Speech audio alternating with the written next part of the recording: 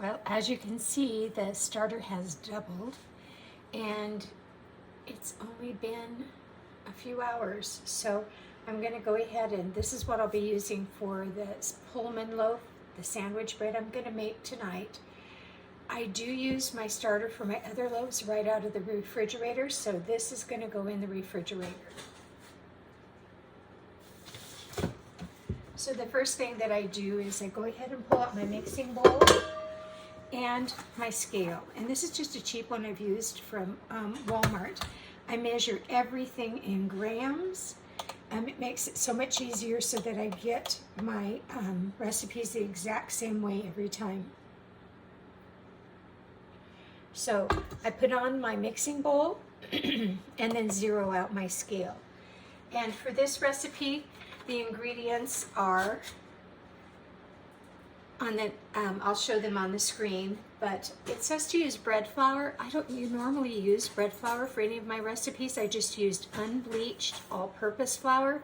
Make sure that it is unbleached because the bleaching in the flour will sometimes cause the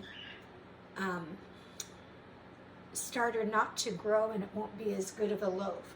So in this mixing bowl, I'm going to weigh out the water. It says to do 100 grams of water. So I've zeroed out my scale, and I'll just pour in some water until I get to 100 grams.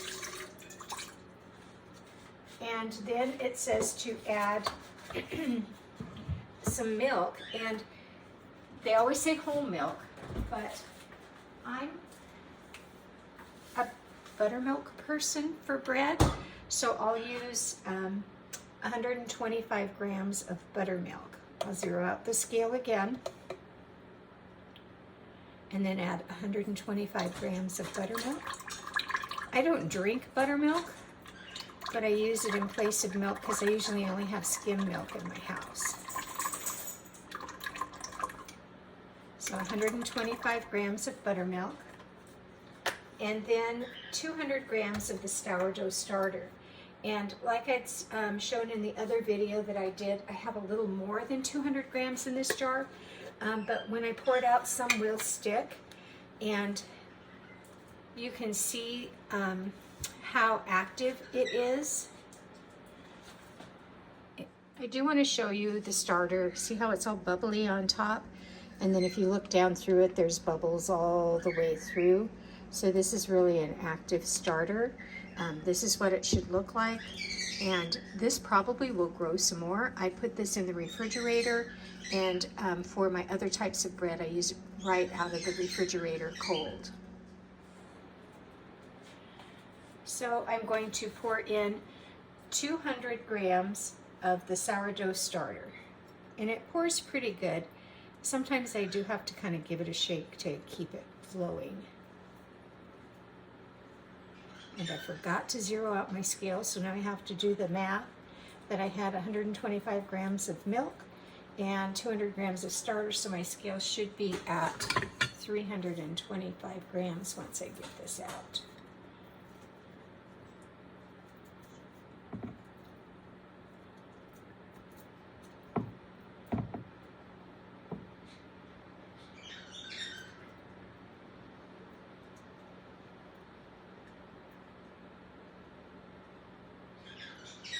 That's at 325 grams of starter.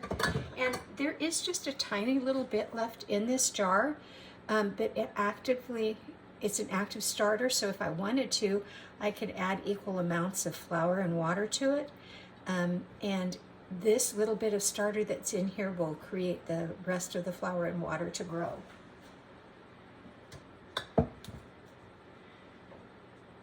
It also calls for 50 grams of melted butter.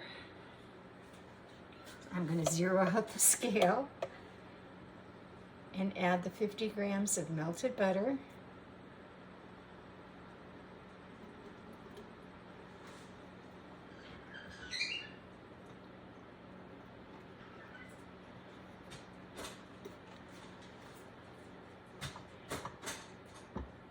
And it says to add the sugar and the salt.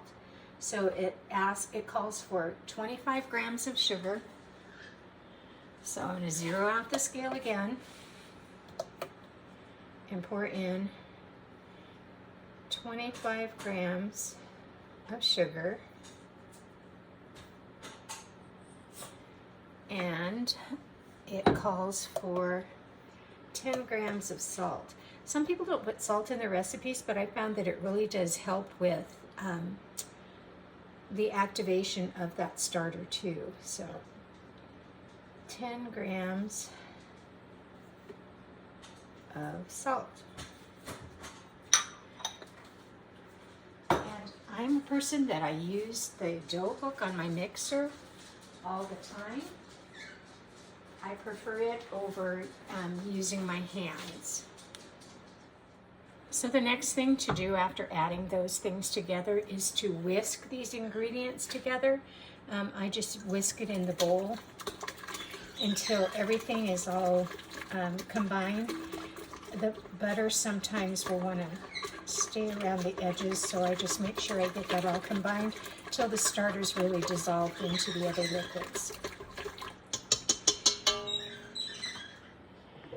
Then once that's done, I'll add the flour. And the recipe calls for 400 grams of flour. And when I put it in, I just try to make sure it's kind of evenly coats the top. I use my stand mixer, and if you want to know what kind this is, I'm everything Instant Pot, and Instant Pot came out with a mixer. It's very similar to the KitchenAid. So 400 grams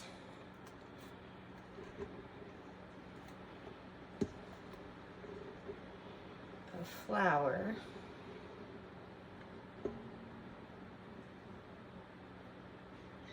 Okay.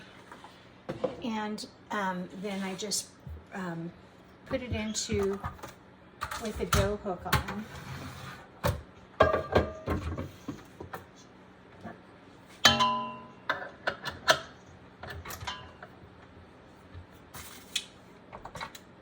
And it says, the recipe says just to stir it in till the ingredients are combined and the starter is just all mixed in with it.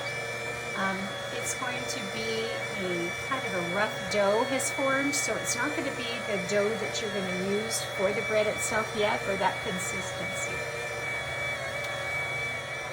So as this is going, I do just reach in here and scrape down the sides.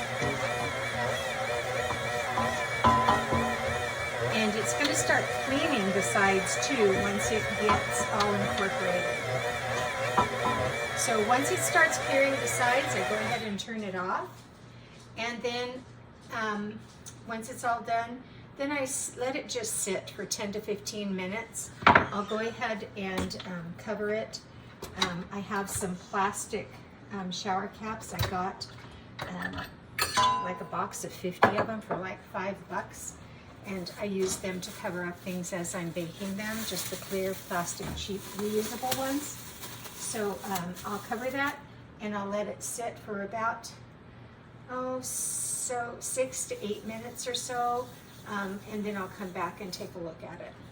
So I have waited, I said 6 to 8 minutes, but for this rest period it's 10 to 15 minutes. It's been 12 minutes, and so I just let the dough sit and rest for that period of time.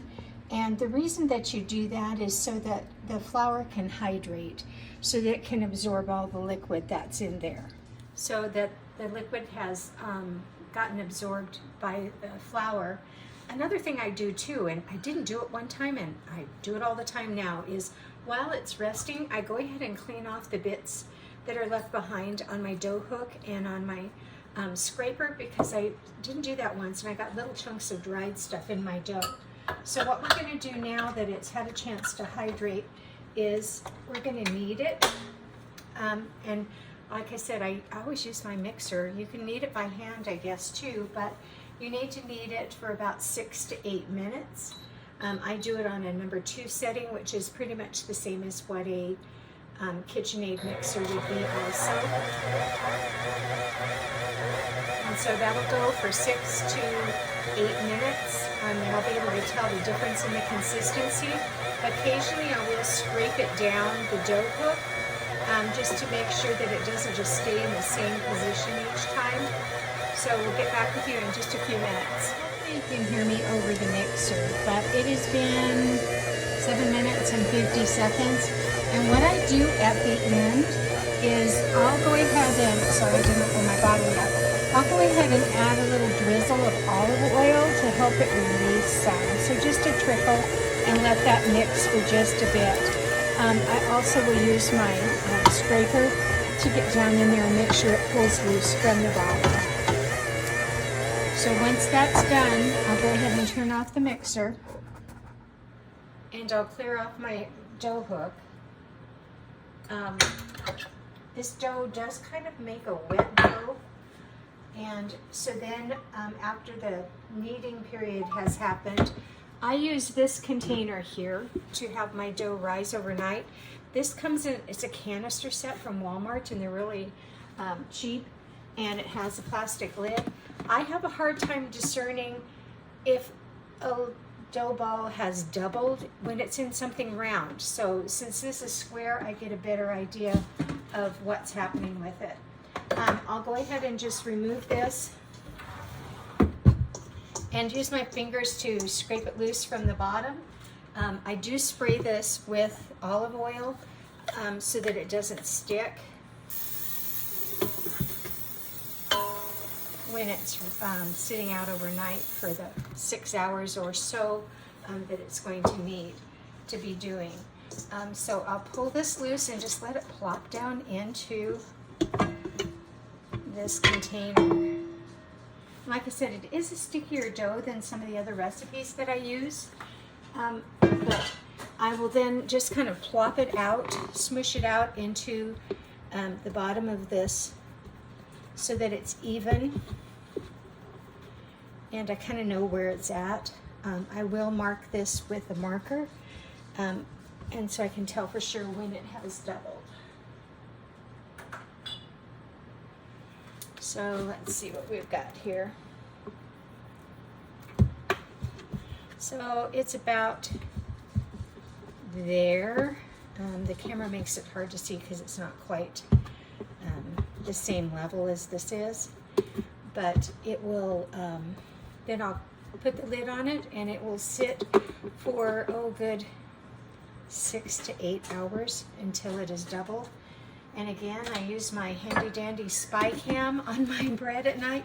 When I get up to go to the bathroom, I'll check to see if it is doubled yet. And sometimes I do go ahead and continue the process if it's the right time.